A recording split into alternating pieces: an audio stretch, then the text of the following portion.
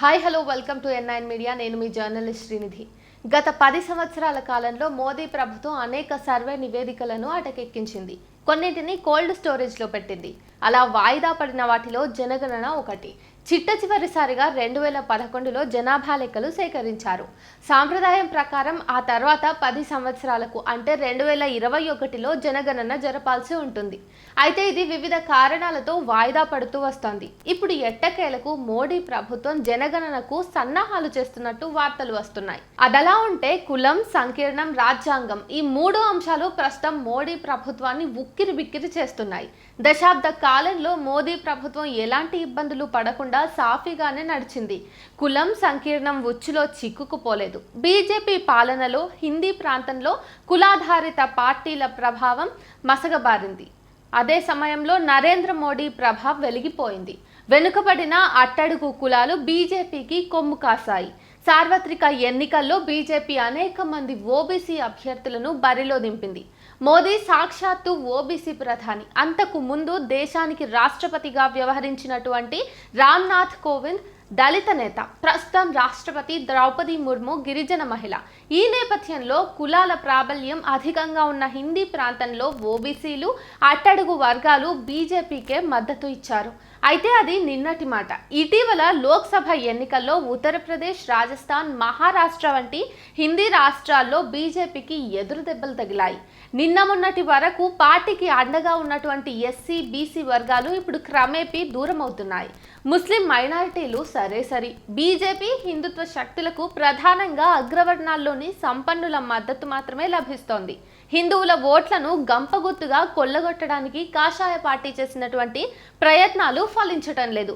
ఇప్పుడు మళ్ళీ జనగణన విషయానికి వద్దాం. 1881లో దేశంలో జనాభా లెక్కల సేకరణ ప్రారంభమైంది. అది ప్రతి 10 సంవత్సరాలకు ఒకసారి జరిగేది.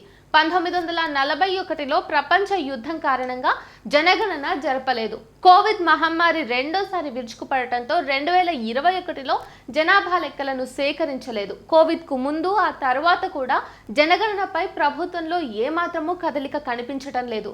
ప్రతి 10 సంవత్సరాలకు ఒకసారి జనాభా లెక్కలు సేకరించే సాంప్రదాయాన్ని కొనసాగించాలని చెప్పేసి బీజేపీ భావిస్తున్నట్టుగా కనిపించటం లేదు ఎక్కడ.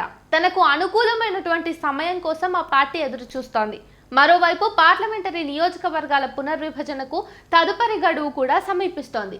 రాష్ట్రాల్లో మరీ ముఖ్యంగా తీర ప్రాంతాలు ఆర్థికంగా, సామాజికంగా అభివృద్ధి చెందుతున్న రాష్ట్రాలు, హిందీ రాష్ట్రాల్లో జనాభా పెరుగుదల ఒకేలా లేదు. ఈ పరిస్థితుల్లో దేశంలో నియోజకవర్గాల పునర్విభజన జరపడం అంటే తేనె తట్టెను కదిలించినట్టే అవుతుంది. పునర్విభజన జరిపితే జనాభా వృద్ధి రేటు అధికంగా ఉన్న రాష్ట్రాలు ఎక్కువ నియోజకవర్గాలను పొందుతాయి. జనాభా వృద్ధి రేటు తక్కువగా ఉన్న రాష్ట్రాలు నష్టపోతాయి.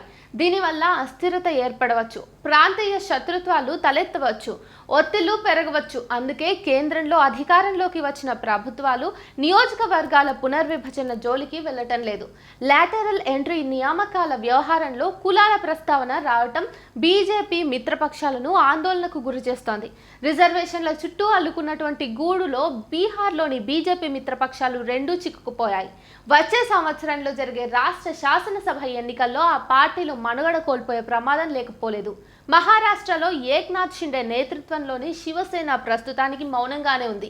అయితే ఆ పార్టీ ఇప్పటికే లోక్సభ ఎన్నికల్లో బాగా నష్టపోయింది. మోడీ 3.0 ప్రభుత్వం కొలువుదీరిన తర్వాత జరిగిన మొట్టమొదటి లోక్సభ సమావేశాల్లో ప్రధాని రాజ్యాంగానికి నమస్కారం చేశారు. తద్వారా వాస్తవాన్ని ఆయన గుర్తించినట్టుగా కనిపించింది. లోక్సభ ఎన్నికల్లో 400కు పైగా స్థానాలు గెలుచుకుని రాజ్యాంగాన్ని మారుస్తామని కొందరు ఎన్డీఏ నేతలు బీరాలు పలికారు. అయోధ్యలో పోటీ చేసిన బీజేపీ అభ్యర్థి నోట కూడా అదే మాట వచ్చింది. ఇది రిజర్వేషన్లపై దాడి చేయడమేనని అణగారిన కులాలు, వర్గాలు నిరసించాయి. ప్రతిపక్షం కూడా దీనిపై గట్టిగానే గళం విప్పింది. అయితే రాజ్యాంగాన్ని మార్చడం సాధ్యం కాదని ఎన్నికల ఫలితాలతో తేలిపోయింది. ఆర్థిక వ్యవస్థ, సమాజం, రాజకీయాలు పరిణతి చెందుతున్నప్పుడు రాజ్యాంగానికి సవరణలు చేస్తూనే ఉన్నారు. ఇప్పటికీ 106 సార్లు రాజ్యాంగాన్ని సవరించారు. కొన్ని ప్రతిపక్ష పార్టీలను విశ్వాసంలోకి తీసుకున్న తర్వాత ఇవన్నీ దాదాపుగా విస్తృత ఏకాభిప్రాయంతోనే జరిగాయి. ఇప్పుడు మోదీ 3.0 ప్రభుత్వం అలాంటి సంప్రదింపులు జరుపుతుందా? ఏకాభిప్రాయం లేకుండా రాజ్యాంగాన్ని తాకడానికి సైతం భయపడాల్సి ఉంటుంది. ఏ మార్పులకైనా బీజేపీ నేతృత్వంలోని ఎన్డీఏ ప్రభుత్వం విస్తృత స్థాయిలో ఏకాభిప్రాయం కోసం ప్రయత్నించక తప్పదు. దానికి ప్రభుత్వం సుముఖంగా లేకపోతే అవమానపడాల్సిందే. పునర్విభజనకు ముందు చేపట్టాల్సిన జనగణనను ఆలస్యం చేస్తే పార్లమెంటులో ప్రభుత్వం ప్రతిపక్షాల నుండి ప్రశ్నలు ఎదుర్కోవాల్సి వస్తుంది. కులగణన జరిగేలా చూస్తామని పార్లమెంటు సమావేశాల్లో రాహుల్ గాంధీ స్పష్టం చేశారు. ఇప్పటికే ఆలస్యమైన కులగణన గురించి బీజేపీ మాత్రం ఒక్క మాట కూడా మాట్లాడడం లేదు. ప్రభుత్వానికి ప్రస్తుతం రాజకీయ పరంగా నిలకడలేదు. అందువల్ల జనగణన పత్రంలోనే కులానికి సంబంధించి ప్రశ్నలు ఉన్నా ఆశ్చర్యపడాల్సిన అవసరం లేదు.